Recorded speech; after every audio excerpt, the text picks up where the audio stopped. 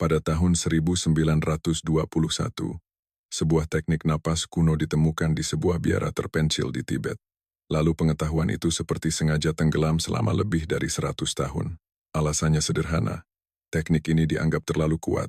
Kalau sampai hari ini kamu masih bernapas hanya dengan autopilot, mungkin tanpa sadar kamu sedang mengunci dirimu di pola hidup yang sama, stres yang sama, pikiran yang sama, reaksi yang sama, dan realitas yang sama. Terdengar gila, tapi tunggu dulu. Konon, para penjaga ajaran kuno itu menyebut teknik ini sebagai 111 gateway, sebuah gerbang napas yang diyakini bisa mengubah keadaan otak hanya dalam waktu kurang dari 7 menit. Bukan sekadar membuat tubuh rileks, bukan cuma membantu tenang sebentar, tapi menggeser cara sistem sarafmu bekerja, mengubah fokusmu, menata ulang respons batinmu, bahkan memengaruhi cara kamu merasakan kenyataan di sekitarmu. Ini yang membuatnya berbeda dari latihan napas biasa. Selama ini banyak orang percaya bahwa untuk mengubah diri, kamu butuh waktu sangat lama, meditasi bertahun-tahun, terapi panjang, afirmasi tanpa henti, padahal bisa jadi alat paling dekat untuk mengubah keadaan mentalmu sudah ada di dalam tubuhmu sejak awal, napasmu sendiri. Dan menurut kisah yang terus beredar, teknik ini bukan disimpan karena tidak penting.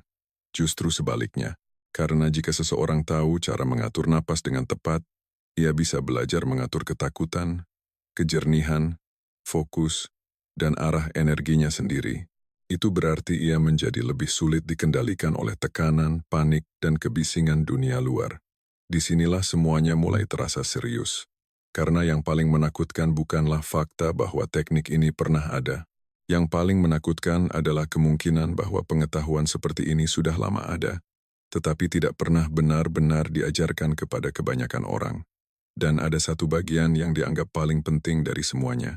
Bukan di awal, bukan di tengah, tapi tepat pada napas ke-111.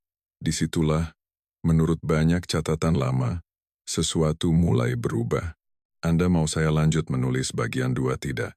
Pada tahun 1921, sebuah teknik napas kuno ditemukan di sebuah biara terpencil di Tibet. Lalu pengetahuan itu seperti sengaja tenggelam selama lebih dari 100 tahun.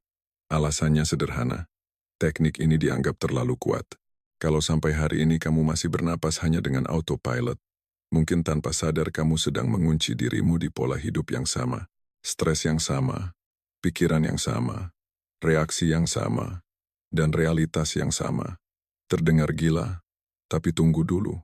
Konon, para penjaga ajaran kuno itu menyebut teknik ini sebagai 111 gateway, sebuah gerbang napas yang diyakini bisa mengubah keadaan otak hanya dalam waktu kurang dari 7 menit. Bukan sekadar membuat tubuh rileks, bukan cuma membantu tenang sebentar, tapi menggeser cara sistem sarafmu bekerja, mengubah fokusmu, menata ulang respons batinmu, bahkan memengaruhi cara kamu merasakan kenyataan di sekitarmu. Ini yang membuatnya berbeda dari latihan napas biasa. Selama ini banyak orang percaya bahwa untuk mengubah diri, kamu butuh waktu sangat lama, meditasi bertahun-tahun, terapi panjang, afirmasi tanpa henti, padahal bisa jadi alat paling dekat untuk mengubah keadaan mentalmu sudah ada di dalam tubuhmu sejak awal, napasmu sendiri. Dan menurut kisah yang terus beredar, teknik ini bukan disimpan karena tidak penting, justru sebaliknya, karena jika seseorang tahu cara mengatur napas dengan tepat, ia bisa belajar mengatur ketakutan, kejernihan, fokus, dan arah energinya sendiri. Itu berarti ia menjadi lebih sulit dikendalikan oleh tekanan, panik, dan kebisingan dunia luar. Disinilah semuanya mulai terasa serius. Karena yang paling menakutkan bukanlah fakta bahwa teknik ini pernah ada. Yang paling menakutkan adalah kemungkinan bahwa pengetahuan seperti ini sudah lama ada, tetapi tidak pernah benar-benar diajarkan kepada kebanyakan orang. Dan ada satu bagian yang dianggap paling penting dari semuanya. Bukan di awal, bukan di tengah, tapi tepat pada napas ke-111. Disitulah, menurut banyak catatan lama, sesuatu mulai berubah. Anda mau saya lanjut menulis bagian 2 tidak? Sekarang mari masuk ke bagian yang membuat teknik ini terasa jauh lebih masuk akal. Bukan cuma terdengar mistis, tapi juga punya dasar yang bisa dipahami dengan sederhana. Di dalam tubuhmu ada satu jalur penting yang sering disebut sebagai saraf vagus. Bayangkan ini seperti jalan tol komunikasi antara otak, jantung, paru-paru, dan organ dalam. Jalur ini membantu tubuh membaca satu pertanyaan dasar. Apakah kamu sedang aman atau sedang terancam? Masalahnya, banyak orang hidup seolah-olah selalu dalam mode terancam. Deadline sedikit, napas jadi pendek. Lihat notifikasi, dada langsung tegang, ada masalah kecil, pikiran lari kemana-mana, mau tidur kepala justru makin penuh. Itu artinya tubuh tidak benar-benar merasa aman, bahkan ketika tidak ada bahaya nyata di depan mata. Dan disinilah napas mulai mengubah segalanya. Saat kamu mengatur ritme napas dengan sadar, tubuh menerima sinyal bahwa situasi mulai stabil. Detak jantung perlahan menyesuaikan. Ketegangan mulai turun. Pikiran yang tadinya tercecer mulai berkumpul lagi. Sistem saraf yang semula hidup dalam survival mode pelan-pelan bergeser ke mode yang lebih kreatif, lebih jernih, dan lebih responsif, bukan reaktif. Itu penting, karena banyak keputusan buruk dalam hidup lahir bukan dari kurang pintar, tapi dari sistem saraf yang terlalu lelah dan terlalu waspada. Lalu ada hal lain yang menarik, yaitu gelombang otak gamma. Kamu tidak perlu menghafal istilahnya. Cukup pahami ini. Gamma sering dikaitkan dengan keadaan fokus tinggi, kesadaran yang tajam, dan koneksi antar bagian otak yang bekerja lebih selaras. Dalam bahasa sederhana, ini adalah kondisi ketika otak terasa lebih hidup, lebih terang, dan lebih terkoneksi. Makanya ada momen saat setelah bernapas dengan benar, kamu merasa seperti kabut di kepala mulai terbuka, bukan karena sihir, tapi karena sistem yang tadi kacau, mulai menemukan irama baru. Masih ada satu lapisan lagi. Otakmu punya semacam filter perhatian. Dalam neuroscience, sering dijelaskan sebagai reticular activating system. Anggap saja ini sebagai penjaga gerbang, yang memutuskan apa yang layak kamu perhatikan dari dunia yang begitu ramai. Kalau filter ini dipenuhi rasa takut, kamu akan lebih mudah melihat ancaman, kegagalan, penolakan, dan semua hal yang menguatkan kecemasanmu. Tapi ketika tubuh tenang dan napas teratur, filter itu bisa mulai melunak. Tiba-tiba kamu tidak hanya merasa lebih tenang, kamu juga mulai melihat pilihan yang sebelumnya tertutup oleh panik. Coba berhenti sejenak sekarang. Tarik 3 napas biasa. Rasakan baik-baik. Apakah napasmu dalam atau dangkal? Apakah bahumu terangkat? Apakah ritmenya terburu-buru? Sebagian besar orang akan sadar bahwa mereka bernapas pendek, cepat, dan tanpa kesadaran. Itulah masalahnya. Kamu bukan hanya bernapas untuk bertahan hidup. Kamu mungkin sedang bernapas dengan cara yang terus menguatkan kecemasanmu sendiri. Dan kalau begitu, pertanyaan berikutnya jadi sangat penting.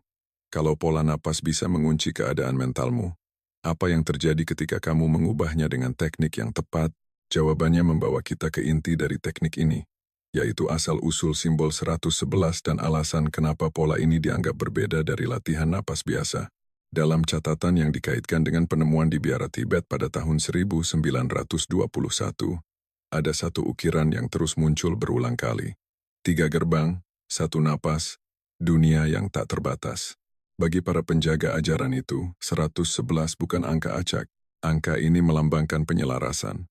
Satu pusat menjadi tenang, satu pusat menjadi sadar, satu pusat menjadi selaras. Ketika 3 lapisan ini bertemu, manusia tidak lagi bereaksi hanya dari ketakutan. Ia mulai merespons dari kejernihan. Kalau diterjemahkan ke bahasa yang lebih modern, teknik ini bekerja seperti upaya menyatukan 3 pusat penting di otak. Pusat pertama adalah amigdala. Ini adalah sistem alarmmu. Tugasnya mendeteksi ancaman, membaca bahaya, dan memicu rasa takut.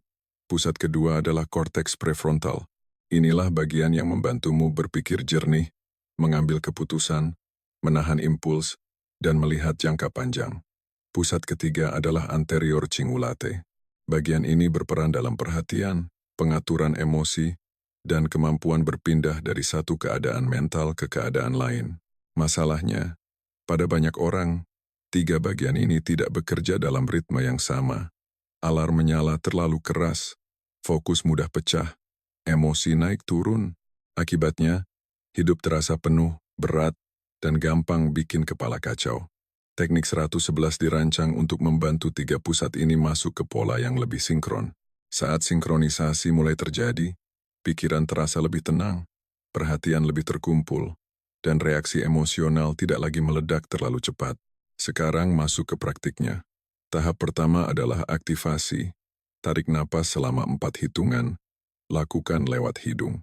Saat menarik napas, bayangkan aliran energi bergerak dari dasar tulang belakang, naik ke atas. Kalau kamu tidak suka bahasa energi, anggap saja ini sebagai cara mengarahkan fokus ke sumbu tubuhmu. Secara ilmiah, fase ini membantu membangunkan sistem, meningkatkan kewaspadaan, dan membuat perhatianmu tidak tercecer kemana-mana. Tahap kedua adalah integrasi. Tahan napas selama 4 hitungan. Saat menahan, arahkan perhatian ke titik di antara kedua alis. Bukan untuk hal mistis berlebihan, tapi sebagai jangkar perhatian. Ketika pikiran punya satu titik untuk dipegang, gangguan mental mulai berkurang. Kamu berhenti loncat dari satu pikiran ke pikiran lain. Disinilah tubuh mulai diam, dan pikiran mulai mengikuti. Tahap ketiga adalah pelepasan. Hembuskan napas perlahan selama 8 hitungan. Buang udara dengan lembut, stabil, dan penuh kesadaran. Setelah itu, tahan dalam keadaan kosong selama 2 hitungan. Nah, bagian ini sangat penting. Jeda setelah menghembuskan napas sering dianggap sebagai bagian paling rahasia dari teknik ini. Karena tepat di ruang hening itu, dorongan reaktif mulai turun, kesadaran jadi lebih sunyi. Dan dalam kesunyian singkat itu, pola lama tidak lagi sekuat biasanya. Urutannya harus tepat. Tarik 4 hitungan, tahan 4 hitungan, hembuskan 8 hitungan, lalu jeda kosong 2 hitungan. Itulah satu putaran. Presisi penting, karena efek teknik ini muncul dari ritme, bukan dari kekuatan. Jadi jangan memaksa, jangan menegang. Kalau kamu baru mulai dan merasa sedikit pusing, kurangi intensitasnya, lembutkan napasmu, lalu bangun perlahan. Teknik ini bukan soal keras, ini soal sinkron. Kalau dilakukan dengan benar, kamu akan mulai merasakan sesuatu yang halus tapi nyata. Bahu turun, dada tidak seketat tadi. Pikiran pelan-pelan jadi lebih jernih, seolah ada ruang baru di dalam kepala yang sebelumnya tertutup oleh kebisingan. Dan justru disinilah sains modern mulai mengejar apa yang dulu hanya dianggap ajaran kuno. Apa yang dulu terdengar seperti cerita dari biara terpencil, sekarang mulai dibaca ulang lewat bahasa neuroscience modern. Bukan berarti sains sudah mengonfirmasi semua klaim mistis yang mengelilingi teknik ini. Tapi satu hal semakin jelas. Napas yang dilakukan dengan pola sadar memang bisa mengubah cara tubuh dan otak berkomunikasi. Kuncinya ada pada neuroplastisitas. Sederhananya, otak tidak kaku. Otak selalu belajar dari apa yang sering kamu ulang. Kalau setiap hari tubuhmu hidup dalam napas pendek, tegang, dan terburu-buru, sistem saraf akan menganggap itu sebagai keadaan normal. Lama-lama kamu jadi mudah cemas, sulit fokus, cepat lelah, dan terus kembali ke mode siaga. Tapi ketika kamu melatih pola napas yang lebih teratur dan lebih tenang secara konsisten, kamu sedang mengajari ulang sistemmu. Bukan cuma supaya merasa lebih enak sesaat, tapi supaya tubuh belajar bahwa aman juga bisa menjadi kebiasaan. Inilah kenapa banyak orang merasa hidupnya tidak berubah walau niatnya bagus. Di kepala mereka ingin percaya diri, ingin tenang, ingin lebih fokus, tapi tubuh mereka mengirim sinyal yang berbeda. Rahang kaku, dada sempit, napas dangkal, jantung seperti terus siap lari, jadi pikiran menginginkan satu hal, sementara sistem saraf menyiarkan pesan yang berlawanan. Hasilnya, tindakan jadi tidak stabil. Beberapa penelitian modern tentang breathwork dan meditasi menunjukkan hal yang menarik. Praktik teratur dapat berkaitan dengan perhatian yang lebih baik, respons stres yang lebih rendah, dan perubahan positif pada cara otak memproses rangsangan. Ada juga pembahasan tentang perubahan pada area otak yang terkait dengan pengaturan emosi dan kesadaran diri. Artinya, latihan seperti ini bukan sekadar sugesti. Ada kemungkinan bahwa pengulangan pola napas yang tepat benar-benar membentuk ulang respons internalmu. Bahkan pada level biologis yang lebih dalam, beberapa studi awal menunjukkan bahwa praktik napas sadar dan meditasi dapat berhubungan dengan perubahan ekspresi gen tertentu yang terkait dengan stres dan peradangan. Ini bukan berarti napas adalah keajaiban instan, tapi ini memberi sinyal bahwa tubuh mendengar cara kamu bernapas, lalu meresponsnya secara nyata. Lalu ada satu konsep penting yang sangat relevan di sini, yaitu coherence, atau keselarasan. Ini adalah keadaan ketika ritme napas, detak jantung, fokus mental, dan kondisi saraf bergerak ke arah yang sama. Saat coherence muncul, dirimu tidak lagi terpecah. Niat tidak lagi diganggu oleh ketakutan bawah sadar yang terus menarikmu mundur. Itulah sebabnya ada orang yang terus membayangkan masa depan yang lebih baik. Tapi hidupnya terasa diam di tempat. Bukan karena mereka kurang ingin. Bukan karena mereka kurang visualisasi. Tapi karena tubuh mereka masih hidup dalam sinyal lama. Teknik 111 menjadi menarik justru karena ia tidak berhenti di level pikiran. Ia masuk ke tempat yang lebih dalam, yaitu pola biologis yang membentuk cara kamu merasakan realitas setiap hari. Dan ketika tubuh mulai selaras dengan pikiran, disitulah perubahan tidak lagi terasa seperti paksaan. Ia mulai terasa alami. Sekarang masuk ke bagian yang paling penting. Bukan lagi soal memahami teknik ini, tapi mencobanya secara nyata dalam hidupmu sendiri. Karena pada akhirnya, masalah terbesar bukan sekadar kamu ingin hidup yang lebih tenang, lebih fokus, atau lebih jernih. Masalahnya adalah apakah tubuhmu sudah berada dalam keadaan yang selaras dengan keinginan itu.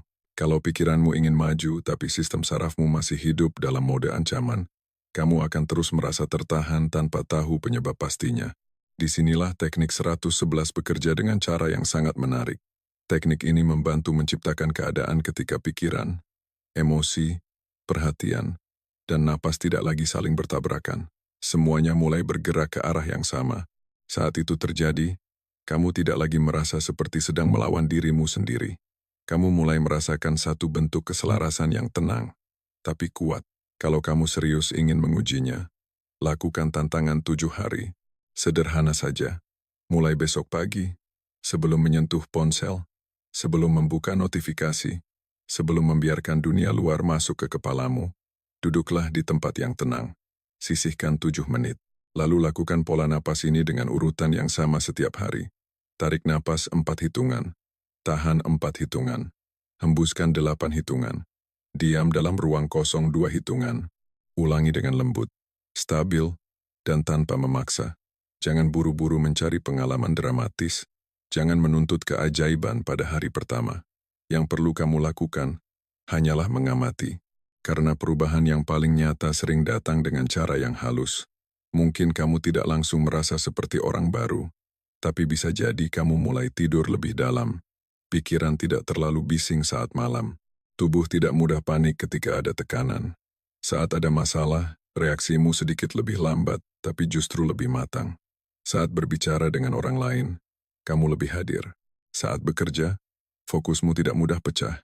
Supaya perubahan ini terlihat jelas, catat setiap hari. Tulis kualitas tidurmu. Tulis seberapa tenang kamu menjalani hari. Tulis, apakah kamu lebih mudah fokus atau masih mudah terdistraksi. Tulis juga hal-hal kecil yang biasanya terlewat.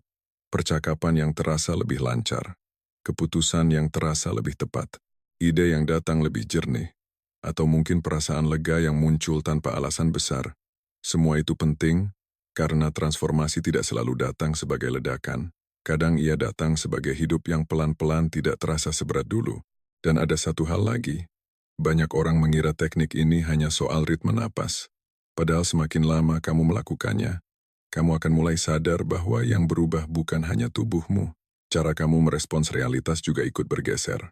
Seolah ada ruang baru di antara rangsangan dan reaksimu. Ruang itulah yang selama ini hilang ketika hidup terlalu penuh tekanan. Tapi masih ada satu rahasia tentang napas ke-111 yang sampai sekarang belum saya jelaskan sepenuhnya. Rahasia itu bukan karena napas ke-111 memiliki kekuatan magis yang tiba-tiba turun dari langit. Bukan juga karena pada hitungan itu semesta otomatis mengubah hidupmu. Makna napas ke-111 jauh lebih halus, tapi justru lebih dalam. Banyak tradisi kuno menganggap momen itu sebagai titik ketika pola lama mulai melemah. Bukan hilang sepenuhnya, tapi mulai mundur. Pikiran yang biasanya berisik menjadi sedikit lebih sunyi. Reaksi otomatis yang biasanya mengambil alih mulai kehilangan cengkeramannya. Dan untuk sesaat, kamu tidak lagi sepenuhnya dikendalikan oleh kebiasaan batin yang sama. Disitulah inti dari teknik ini. Napas bukan sekadar alat untuk bertahan hidup. Napas adalah salah satu jalan paling langsung untuk memengaruhi sistem sarafmu, perhatianmu, dan cara otakmu membaca kenyataan. Itulah mengapa 111 bukan cuma angka, Ia melambangkan ketepatan, ritme, dan sinkronisasi. Saat tubuhmu lebih tenang, saat perhatianmu tidak tercerai-berai, dan saat napasmu bergerak dengan sadar, kamu memberi otakmu kesempatan untuk berhenti hidup dalam mode siaga terus-menerus. Mungkin kamu tidak akan melihat cahaya aneh. Mungkin kamu tidak akan langsung merasa hidupmu berubah total dalam satu pagi. Tapi kalau kamu menjalaninya dengan benar, kamu bisa mulai merasakan sesuatu yang sangat berharga. Kepalamu lebih jernih. Dadamu tidak seketat biasanya. Kamu tidak gampang ke bawah stres. Kamu lebih bisa memilih respons, bukan sekadar bereaksi. Dan dari sanalah perubahan besar biasanya mulai tumbuh. Jadi kalau kamu benar-benar ingin tahu apakah teknik ini bekerja, jangan berhenti di rasa penasaran. Mulai besok pagi, lakukan selama 7 hari berturut-turut, sisihkan 7 menit. Ikuti polanya dengan tenang. Catat semua perubahan yang kamu rasakan, sekecil apapun itu. Lalu kembali dan bagikan pengalamanmu. Kalau kamu serius ingin hidup dengan pikiran yang lebih tenang dan arah yang lebih jelas, coba dulu sebelum menilai. Pertanyaannya sekarang bukan lagi apakah teknik ini layak dicoba. Pertanyaannya adalah, apakah kamu siap berhenti bernapas dalam ketidaksadaran dan mulai bernapas untuk mengubah dirimu sendiri? Pada tahun 1921, sebuah teknik napas kuno ditemukan di sebuah biara terpencil di Tibet. Lalu pengetahuan itu seperti sengaja tenggelam selama lebih dari 100 tahun. Alasannya sederhana. Teknik ini dianggap terlalu kuat. Kalau sampai hari ini kamu masih bernapas hanya dengan autopilot, mungkin tanpa sadar kamu sedang mengunci dirimu di pola hidup yang sama. Stres yang sama, pikiran yang sama, reaksi yang sama, dan realitas yang sama. Terdengar gila. Tapi tunggu dulu. Konon, para penjaga ajaran kuno itu menyebut teknik ini sebagai 111 gateway, sebuah gerbang napas yang diyakini bisa mengubah keadaan otak hanya dalam waktu kurang dari 7 menit. Bukan sekadar membuat tubuh rileks, bukan cuma membantu tenang sebentar, tapi menggeser cara sistem sarafmu bekerja, mengubah fokusmu, menata ulang respons batinmu, bahkan memengaruhi cara kamu merasakan kenyataan di sekitarmu. Ini yang membuatnya berbeda dari latihan napas biasa. Selama ini banyak orang percaya bahwa untuk mengubah diri, kamu butuh waktu sangat lama. Meditasi bertahun-tahun, terapi panjang, afirmasi tanpa henti. Padahal bisa jadi alat paling dekat untuk mengubah keadaan mentalmu sudah ada di dalam tubuhmu sejak awal. Napasmu sendiri. Dan menurut kisah yang terus beredar, teknik ini bukan disimpan karena tidak penting. Justru sebaliknya, karena jika seseorang tahu cara mengatur napas dengan tepat, ia bisa belajar mengatur ketakutan, kejernihan, fokus, dan arah energinya sendiri. Itu berarti ia menjadi lebih sulit dikendalikan oleh tekanan, panik, dan kebisingan dunia luar. Disinilah semuanya mulai terasa serius. Karena yang paling menakutkan bukanlah fakta bahwa teknik ini pernah ada. Yang paling menakutkan adalah kemungkinan bahwa pengetahuan seperti ini sudah lama ada, tetapi tidak pernah benar-benar diajarkan kepada kebanyakan orang. Dan ada satu bagian yang dianggap paling penting dari semuanya. Bukan di awal, bukan di tengah, tapi tepat pada napas ke-111. Disitulah, menurut banyak catatan lama, sesuatu mulai berubah. Anda mau saya lanjut menulis bagian 2 tidak? Sekarang mari masuk ke bagian yang membuat teknik ini terasa jauh lebih masuk akal. Bukan cuma terdengar mistis, tapi juga punya dasar yang bisa dipahami dengan sederhana. Di dalam tubuhmu ada satu jalur penting yang sering disebut sebagai saraf vagus. Bayangkan ini seperti jalan tol komunikasi antara otak, jantung, paru-paru, dan organ dalam. Jalur ini membantu tubuh membaca satu pertanyaan dasar. Apakah kamu sedang aman? Atau sedang terancam? Masalahnya, banyak orang hidup seolah-olah selalu dalam mode terancam. Deadline sedikit, napas jadi pendek. Lihat notifikasi, dada langsung tegang. Ada masalah kecil, pikiran lari kemana-mana. Mau tidur, kepala justru makin penuh. Itu artinya tubuh tidak benar-benar merasa aman, bahkan ketika tidak ada bahaya nyata di depan mata. Dan disinilah napas mulai mengubah segalanya. Saat kamu mengatur ritme napas dengan sadar, tubuh menerima sinyal bahwa situasi mulai stabil. Detak jantung perlahan menyesuaikan. Ketegangan mulai turun. Pikiran yang tadinya tercecer mulai berkumpul lagi. Sistem saraf yang semula hidup dalam survival mode pelan-pelan bergeser ke mode yang lebih kreatif, lebih jernih dan lebih responsif. Bukan reaktif. Itu penting karena banyak keputusan buruk dalam hidup lahir bukan dari kurang pintar, tapi dari sistem saraf yang terlalu lelah dan terlalu waspada. Lalu ada hal lain yang menarik, yaitu gelombang otak gamma. Kamu tidak perlu menghafal istilahnya. Cukup pahami ini. Gamma sering dikaitkan dengan keadaan fokus tinggi, kesadaran yang tajam, dan koneksi antar bagian otak yang bekerja lebih selaras. Dalam bahasa sederhana, ini adalah kondisi ketika otak terasa lebih hidup, lebih terang, dan lebih terkoneksi. Makanya ada momen saat setelah bernapas dengan benar, kamu merasa seperti kabut di kepala mulai terbuka. Bukan karena sihir, tapi karena sistem yang tadi kacau mulai menemukan irama baru. Masih ada satu lapisan lagi. Otakmu punya semacam filter perhatian. Dalam neuroscience, sering dijelaskan sebagai reticular activating system. Anggap saja ini sebagai penjaga gerbang yang memutuskan apa yang layak kamu perhatikan dari dunia yang begitu ramai. Kalau filter ini dipenuhi rasa takut, kamu akan lebih mudah melihat ancaman, kegagalan, penolakan, dan semua hal yang menguatkan kecemasanmu. Tapi ketika tubuh tenang dan napas teratur, filter itu bisa mulai melunak. Tiba-tiba, kamu tidak hanya merasa lebih tenang, kamu juga mulai melihat pilihan yang sebelumnya tertutup oleh panik. Coba berhenti sejenak sekarang. Tarik 3 napas biasa. Rasakan baik-baik. Apakah napasmu dalam atau dangkal? Apakah bahumu terangkat? Apakah ritmenya terburu-buru? Sebagian besar orang akan sadar bahwa mereka bernapas pendek, cepat, dan tanpa kesadaran. Itulah masalahnya. Kamu bukan hanya bernapas untuk bertahan hidup, kamu mungkin sedang bernapas dengan cara yang terus menguatkan kecemasanmu sendiri. Dan kalau begitu, pertanyaan berikutnya jadi sangat penting. Kalau pola napas bisa mengunci keadaan mentalmu, apa yang terjadi ketika kamu mengubahnya dengan teknik yang tepat? Jawabannya membawa kita ke inti dari teknik ini, yaitu asal-usul simbol 111, dan alasan kenapa pola ini dianggap berbeda dari latihan napas biasa.